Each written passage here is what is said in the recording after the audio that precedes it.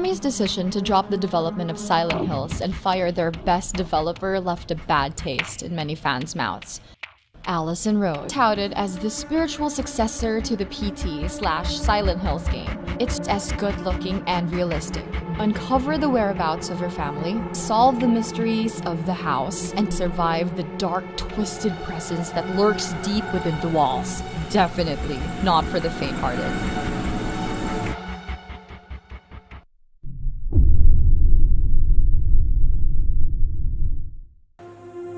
Outlast 2, an indirect sequel to the survival horror game that made a lot of gamers cringe in fear.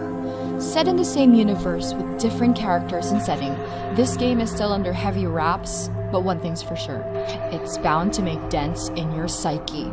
As the developer puts it, Outlast 2 will test your faith, pushing players to a place where going mad is the most sane thing to do.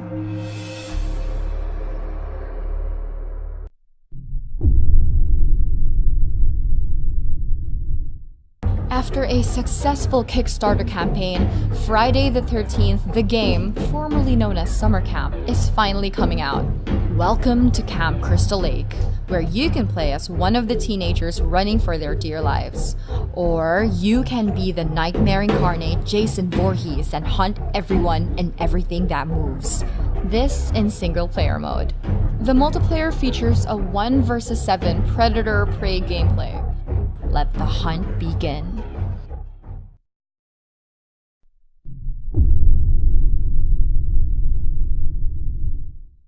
The horror genre in gaming is such a wonderful thing because it's not shackled to any patterns or convention. It's all up to the devs' imagination to find new ways to scare the shit out of gamers. Enter the world of perception. Experience the thrill of the unknown in a blind person's perspective. See using echolocation, where sounds create a visual map of the surroundings, and unravel the mysteries behind the abandoned estate that's been haunting the young, blind woman's dream.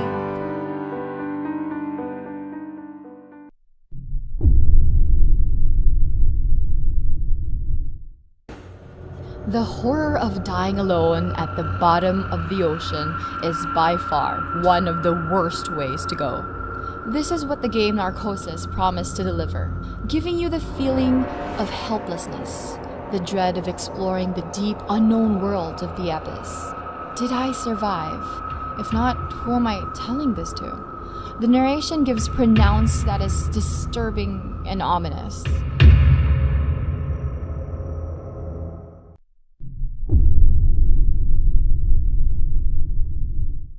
Let's face it, horror in space, there have been a lot of good ones already. Aliens, Isolation, and the first Dead Space. So what makes routine any different? According to its creators, one big discerning factor of the game is the permadeath system. I don't know if death means going back to the very start of the game, or worse, the feature locks you out of the game. I sure do hope not.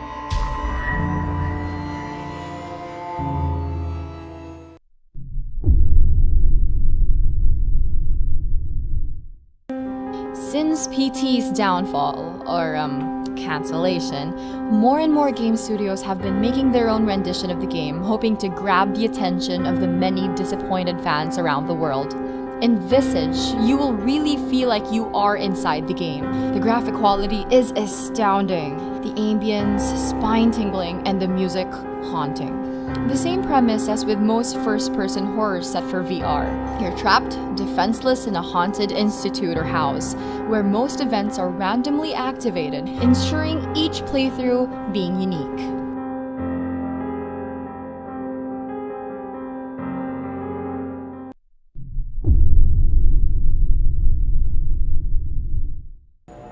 Abductions is a first-person alien horror game built using the powerful Unreal Engine 4. It's set in one big universe called The Hum, created by Ariel Arias. You take on the role of Holly Sanders. She lost her husband months prior after a mysterious vanishing, and now she's on a path to retrieve her baby from an alien abduction.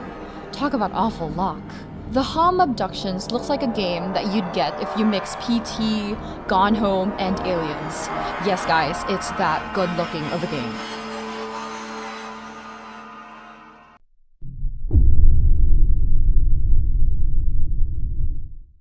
The Park is a psychological horror game aptly set in an amusement park. A missing son? How original can a horror game get? Explore the less fun rides and attractions in hopes of finding your lost son. I have to say though, the voice acting in this game is great. And Lorraine, her persona and tone changes just as much as you interact with the environment.